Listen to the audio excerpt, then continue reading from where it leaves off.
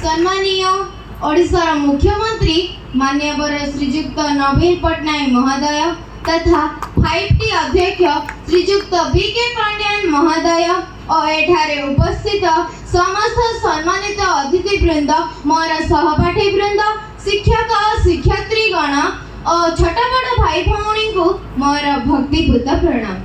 मु शुभश्री हंता सरकारी बालिका उच्च विद्यालय जयपुर नवम श्रेणी छात्री। आज आम अति प्रिय मान्यवर मुख्यमंत्री करकमल कोरापुट जिला विज्ञान केंद्र उद्घाटित तथा लोकार्पित होगाकू जाउअछि।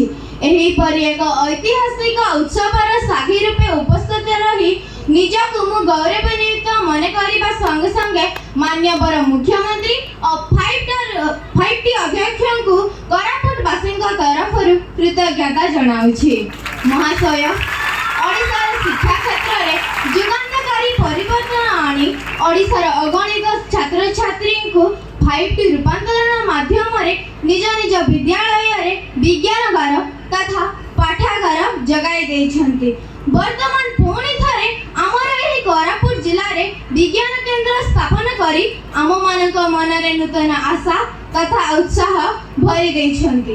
केवल श्रेणी गृह रे आबद्ध थिबा विज्ञान शिक्षा को एही विज्ञान केंद्र माध्यम रे लोकाभिमुखी करिवार आपणकर सफल प्रचेष्टा वास्तव रे अभिनंदनीय।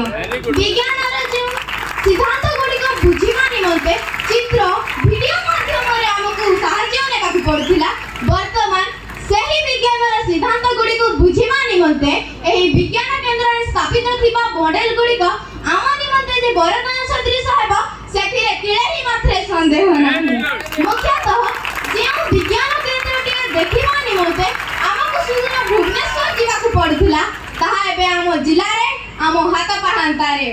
एहा केवल मुख्यमंत्री और 5T अध्यक्ष बलिष्ठ उद्यम जगु संभवपर होई पारिछि।